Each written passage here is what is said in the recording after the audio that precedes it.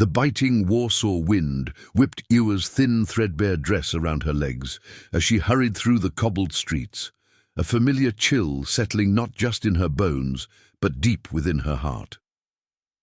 It was a bleak September afternoon in 1939, and the air, usually bustling with the sounds of commerce and everyday life, was thick with a new kind of dread. Whispers of German tanks rumbling closer had transformed into panicked shouts, then agonizing screams echoing through the once vibrant city. Iwa, barely 18, and with a face that still held the soft contours of youth, clutched her worn satchel tighter, her knuckles white. Her only solace, a flickering ember of hope, was the thought of little Ania, the 2-year-old toddler entrusted to her care. The Potocki family, once so effervescent and full of laughter, now moved with a quiet, almost spectral desperation, their elegant apartment feeling less like a comforting home and more like a fragile, gilded cage. Just yesterday, Pan Potocki, Ania's father, had returned from the city centre, his usually robust face ashen and streaked with soot. "They're here, Iwa," he'd murmured, his voice a raw, broken whisper, his eyes wide with unshed tears. "The Germans. They're surrounding us, like wolves around a lamb." Iwa, her heart a frantic drum against her ribs, had instinctively scooped Ania into her arms. The child's innocent giggle as she played with Iwa's braid was a stark, jarring contrast to the unfolding horror outside. Ania, with her bright, inquisitive blue eyes and a shock of sunny blonde curls that bounced as she moved, was a fragile beacon of light in the encroaching, suffocating darkness.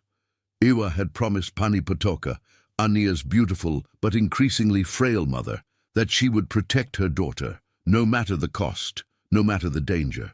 It was a sacred vow that now felt impossibly heavy, a lead weight in her chest. The bombings began that very night, a terrifying, earth-shattering crescendo of explosions that shook the very foundations of Warsaw, rattling the windows and sending dust cascading from the ceiling. Iwa held Ania close, pressed against her chest, rocking her gently, her own voice trembling as she sang lullabies to drown out the deafening roar of destruction. Panic clawed at her throat, a cold, icy grip, but she swallowed it down, forcing it back. Ania depended on her, her tiny life a fragile thread in Iwa's trembling hands. In the dim, flickering light of a new, terrifying dawn, a desperate, audacious plan began to form in Iwa's mind, born not of cunning, but of pure, primal necessity and a fierce, unyielding love for the child she considered her own. The city was under siege. Escape routes were closing with horrifying speed, but Iwa knew, with every fibre of her being, that she had to try. For Ania.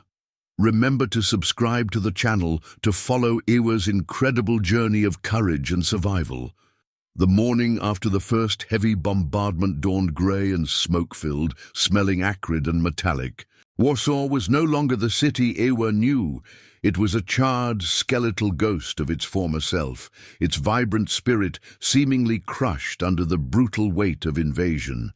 Pan and Pani Potocki, their faces etched with deep lines of exhaustion and raw primal fear, were moving with a frenzied, desperate energy, frantically packing what little they could possibly carry. Their once impeccable clothes were now dusty, their movements jerky. "We have to leave, Iwa," Pani Potocka urged, her voice a strained, brittle whisper, her eyes darting nervously towards the window. "The trains are still running, but barely. They're overloaded, dangerous." Iwa looked down at Ania, who was clutching a worn, faded rag doll to her chest, her wide, innocent eyes reflecting a profound confusion that mirrored Iwa's own turmoil. The trains, Iwa knew with a chilling certainty, were not just dangerous. They were potential death traps. Packed to overflowing with desperate, fleeing families, they were easy, slow-moving targets for the relentless aerial attacks and ground patrols. A different, far more audacious idea, one born of the sheer impossibility and desperation of their situation, had taken root in Ewa's mind.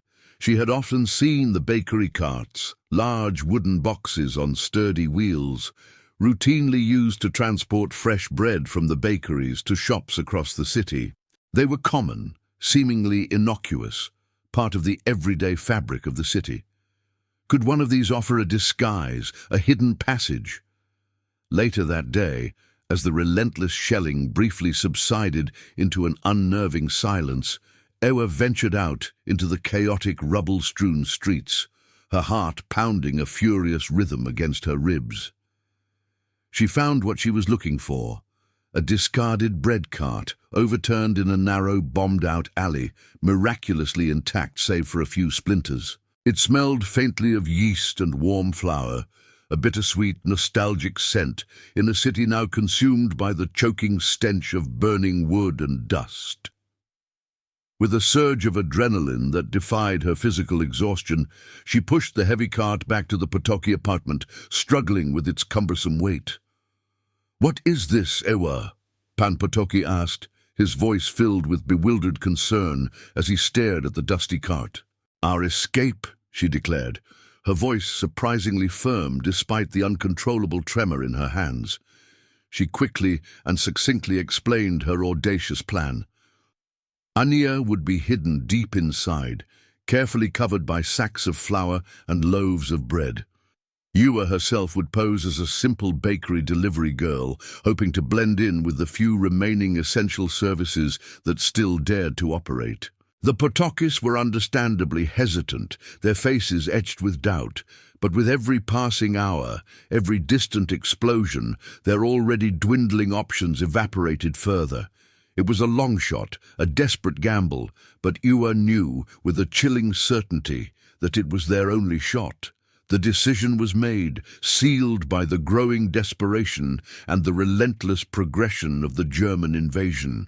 As dusk painted the ravaged sky in hues of fiery orange and mournful ash, a heavy, suffocating silence fell over the Potocki apartment, broken only by the distant, ominous rumble of artillery fire and the occasional crackle of flames. Ania, surprisingly calm and unusually quiet for a 2-year-old, was dressed in every warm layer they could find, her small, delicate frame made even smaller by the bundled clothes. Ewa explained as simply and reassuringly as she could that they were going on a grand adventure, a very special game of hide-and-seek. Ania, clutching her worn rag doll tightly to her chest, nodded, her innocent face trusting completely in Ewa. Ewa meticulously prepared the bread cart. She lined the uneven bottom with several old, thick blankets, creating a small, soft nest, a hidden sanctuary for the child. Then, with painstaking care, she arranged several empty, coarse flour sacks and a few stale loaves of bread on top, strategically placed to completely conceal the space within. The cart itself was heavy, cumbersome, its wooden wheels creaking ominously. But Ewa knew she had to be strong, physically and emotionally. She practiced pushing it back and forth in the narrow hallway of the apartment, testing its balance, feeling the burning strain in her arms and shoulders. As the city plunged into an oppressive, unnatural darkness, a heart-wrenching, desperate farewell took place. Pani Potocka hugged Ania tightly, her slender shoulders shaking, silent tears streaming down her pale face. "Be strong, my little one," she whispered, her voice choked with emotion, pressing a tender kiss to her daughter's soft forehead. Pan Potocki, his eyes red-rimmed and brimming with unshed tears, clasped Ewa's trembling hands in his own. "You are our only hope, Ewa," he managed to say, his voice barely audible. "Our family owes you everything, everything." Ewa felt a burning lump in her throat, a desperate urge to cry, but she couldn't falter now. She carefully, gently helped Ania into the hidden compartment of the cart, arranging the sacks around her, ensuring she was completely hidden and comfortable. Ania lay perfectly still, surprisingly quiet, perhaps sensing the immense gravity of the moment, the terrifying significance of their departure. With a final, silent, resolute nod to the weeping Potokis, Ewa took a deep, shuddering breath, gripped the rough handles of the cart, and pushed it out into the dark, desolate, and utterly terrifying streets of Warsaw, her heart a frantic drum against her ribs, echoing the distant thunder of war. The night air was cold, still, and heavy with the acrid scent of smoke and burning embers. Ewa pushed the massive, heavy bread cart through the deserted, rubble-strewn streets, every twisted shadow seeming to stretch and contort into a new, terrifying threat. Her flimsy disguise felt utterly inadequate, her carefully constructed resolve tested with every jarring creak of the cart's wooden wheels on the uneven cobblestones. Her route was meticulously planned, tracing the less patrolled winding roads, aiming relentlessly for the city's immediate outskirts, hoping against hope to find a crucial gap in the tightening German cordon. The first checkpoint appeared suddenly, looming out of the darkness, a makeshift barrier of rough sandbags and sharp, barbed wire, manned by armed German soldiers, their menacing silhouettes stark and imposing against the distant, flickering glow of fires. Ewa's breath hitched in her throat, a sharp, painful gasp. She instinctively lowered her head, pulling her threadbare scarf tighter around her face, trying desperately to project an air of mundane, routine delivery. As she slowly approached, a German soldier, tall and powerfully built, his rifle held loosely but menacingly, stepped forward, blocking her path. "Halt!" he barked, his voice sharp and guttural, cutting through the eerie stillness of the night. Ewa stopped abruptly, her hands gripping the cart handle so tightly her knuckles whitened, a deep ache spreading through her forearms.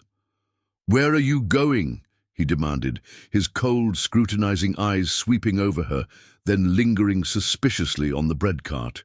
Ewa, summoning every last ounce of her courage, pointed vaguely towards the east, her arm feeling impossibly heavy.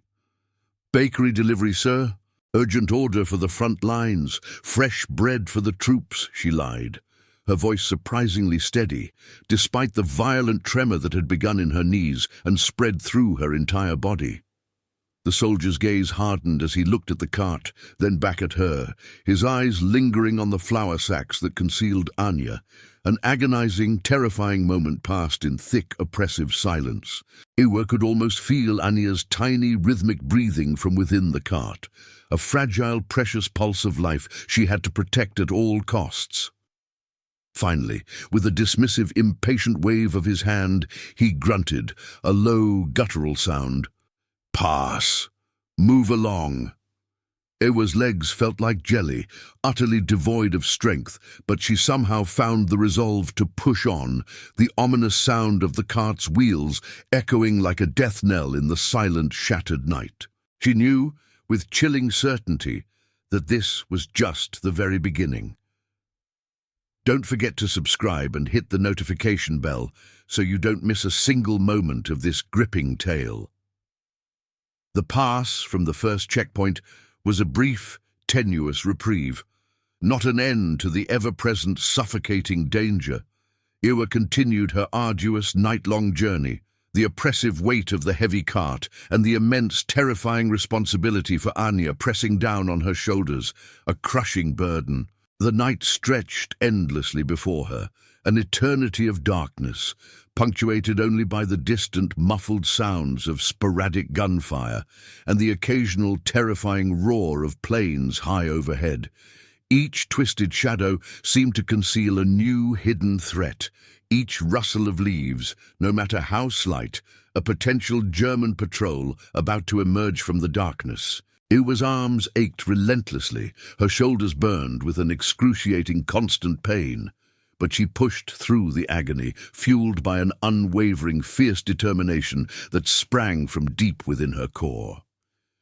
She knew the intricate network of roads leading out of Warsaw like the back of her hand, having often run countless errands for the Potokis through these very streets. She meticulously chose narrow, winding alleys and forgotten side paths, actively avoiding the brightly lit, heavily trafficked main thoroughfares, hoping desperately to slip through unnoticed, a ghost in the ruined city.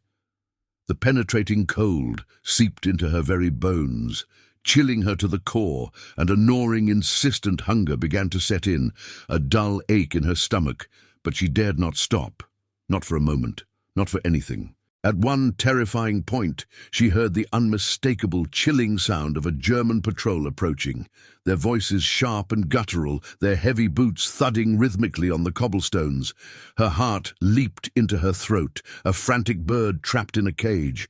Instinctively, she veered sharply into a narrow, unlit passage between two crumbling, bombed-out buildings, pressing herself and the cart as tightly as possible against the damp, cold wall.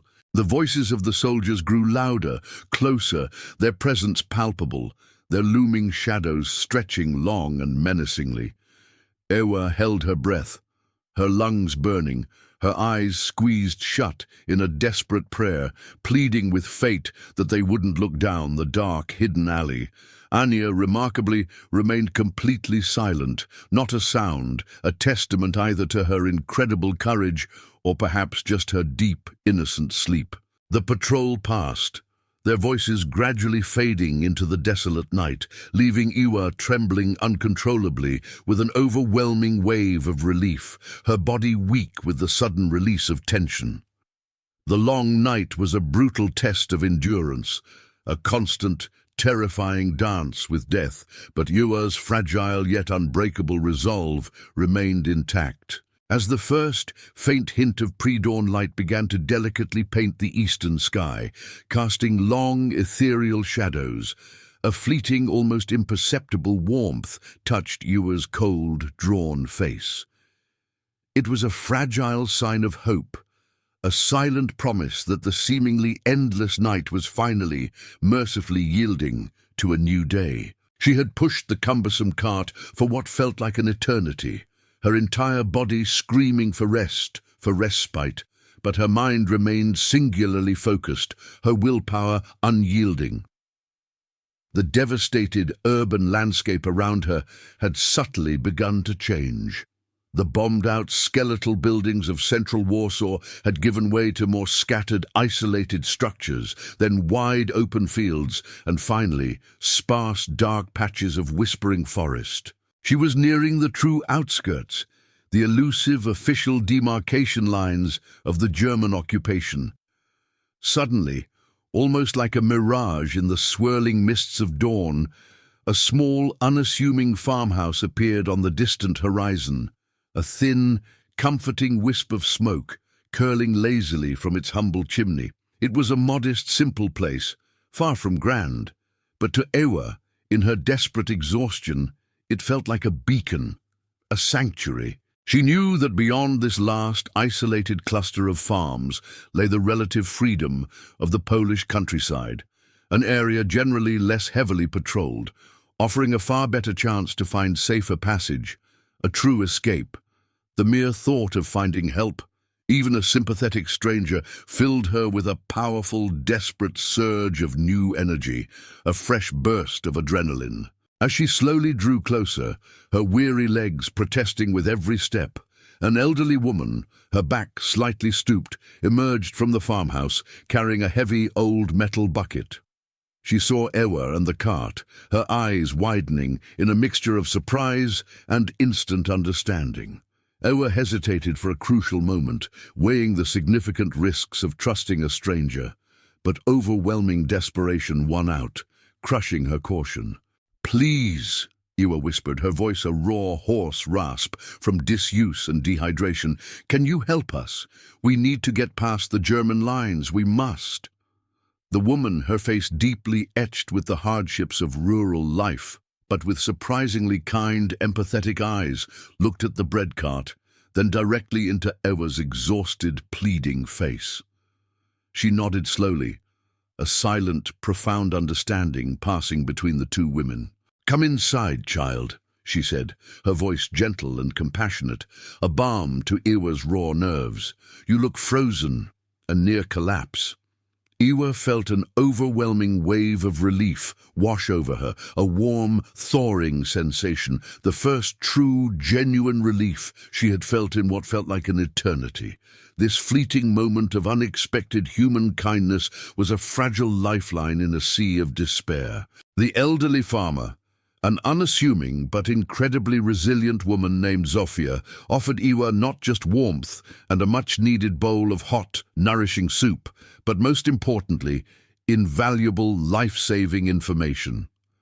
Zofia's humble farmhouse was situated remarkably close to a less patrolled section of the formidable German lines, an area her family knew intimately, every hidden path and obscure landmark. "They patrol heavily during the day, child," Zofia explained, her voice low and conspiratorial, her eyes scanning the pre-dawn landscape.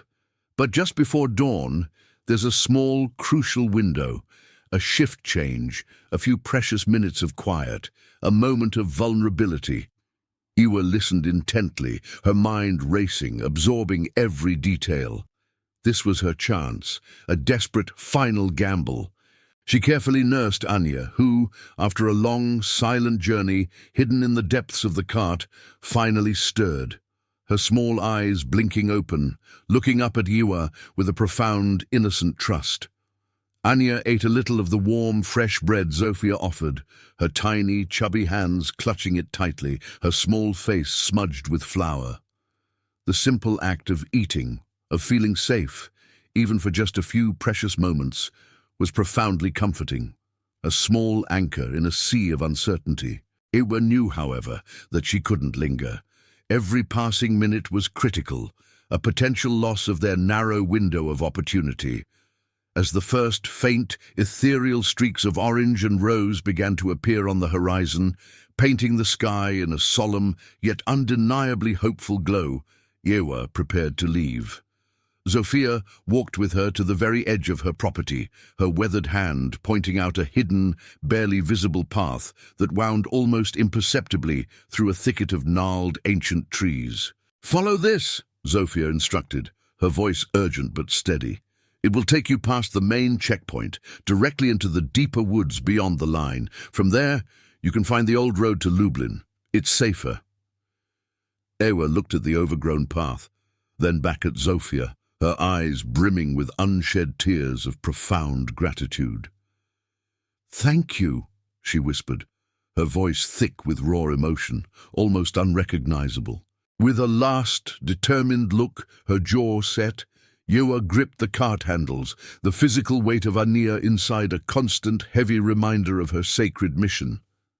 She plunged into the dense thicket, the final, desperate push towards freedom beginning with the sunrise, a fragile hope guiding her every step.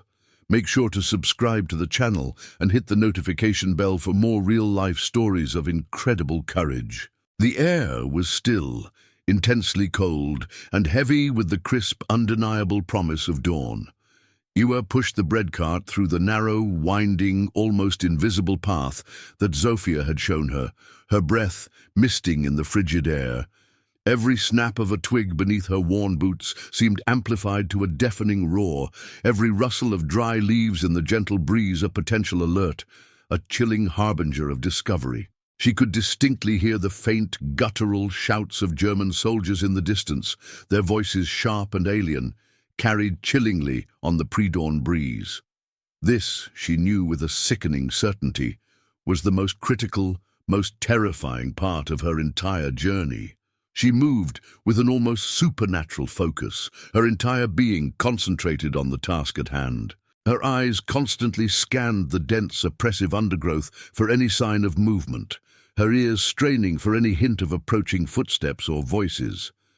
The path was uneven, treacherous, and the heavy cart often snagged on exposed roots and jagged rocks, forcing Iwa to strain every single muscle in her body, her entire frame trembling with exertion, to keep it moving forward. Her body was screaming in protest, a chorus of aches and pains, but her mind was fixed on one singular thing, Ania, her precious cargo.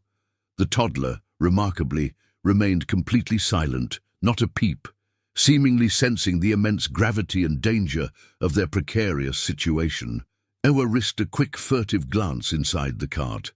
Ania was still, her small form curled up, her eyes closed, breathing softly, peacefully. Suddenly, through a narrow, agonizing break in the dense trees, Ewa saw them.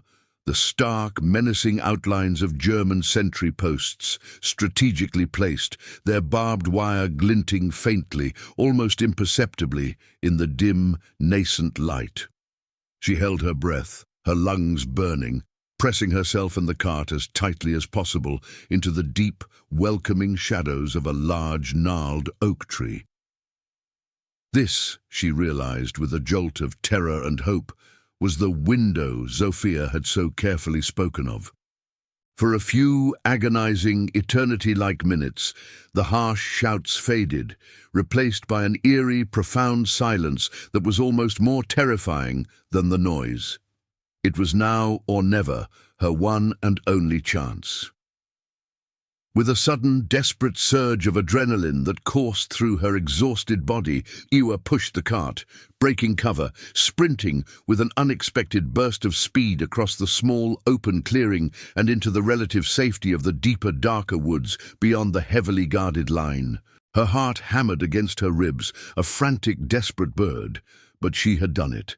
Against all odds, against every terrifying obstacle, she had made it through.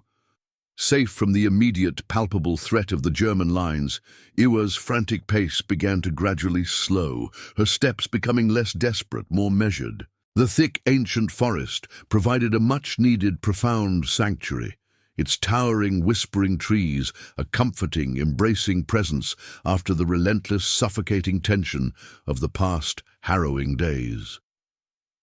The obscure, winding path that Zofia had so carefully described eventually led Ewa to a dirt road, worn and familiar, its surface rutted but unmistakably clear. The old road to Lublin.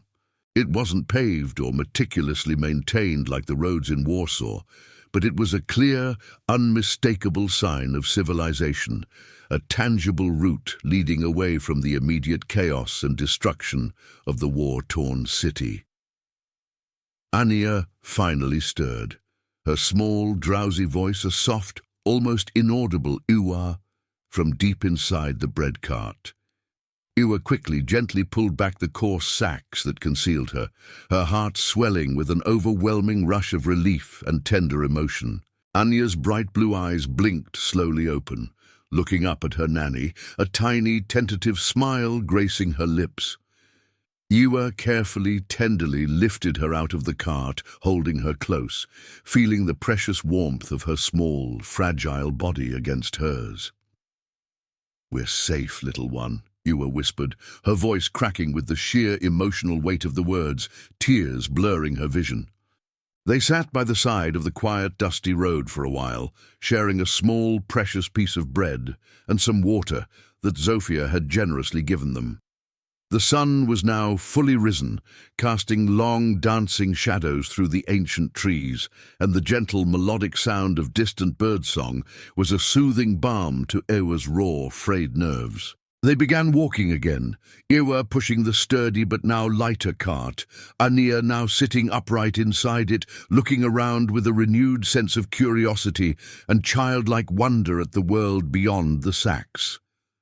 The road stretched ahead, long and uncertain, but it was a clear path towards something, towards safety, towards hope, towards a future that just hours ago had seemed impossible. Ewa knew the journey was far from over. There would be more challenges, more dangers, more moments of fear. But for the very first time in days, a fragile yet undeniable sense of hope bloomed in her aching chest, a tender flower pushing through the scorched earth. Every single step brought them further away from the living nightmare of ravaged Warsaw, and infinitesimally closer to a chance at a new, perhaps peaceful life. Days blurred into a relentless, monotonous pattern of walking, resting in abandoned, drafty barns, or occasionally finding brief solace with sympathetic, brave farmers who risked their own lives and safety to offer a little precious food and the comforting warmth of their hearths. Ewa, with Ania always by her side, Her small hand, often clutching Ewa's finger, became remarkably adept at navigating the precarious, terrifying world of wartime Poland. They learned quickly to distinguish between genuinely friendly faces and those to avoid at all costs, to intuitively read the subtle, chilling signs of danger lurking beneath the surface, and to find unexpected solace in small, anonymous acts of human kindness. Each fleeting encounter, each shared meager meal, each whispered word of encouragement reinforced Ewa's unwavering belief in the inherent, profound goodness that still somehow existed amidst the overwhelming, brutal darkness of war. Their destination was a small, almost forgotten village, nestled near Lublin, where Pani Potoka had relatives, a distant aunt, a cousin. It was a long, arduous journey, filled with countless moments of paralyzing fear, soul-crushing exhaustion, and profound, gut-wrenching despair. But through it all, through every single trial, Ewa held on to Ania, their silent, unbreakable bond growing stronger, deeper with every painful mile. India, though still a toddler, seemed to possess an uncanny understanding of the gravity of their desperate situation. She rarely cried, often offering a small, comforting pat on Ewa's arm or a gentle squeeze of her hand, a silent reassurance. Finally, one crisp, quiet autumn afternoon, they arrived. The village was humble, unassuming, a picture of rustic peace, a stark, almost disorienting contrast to the ravaged, screaming city they had left behind.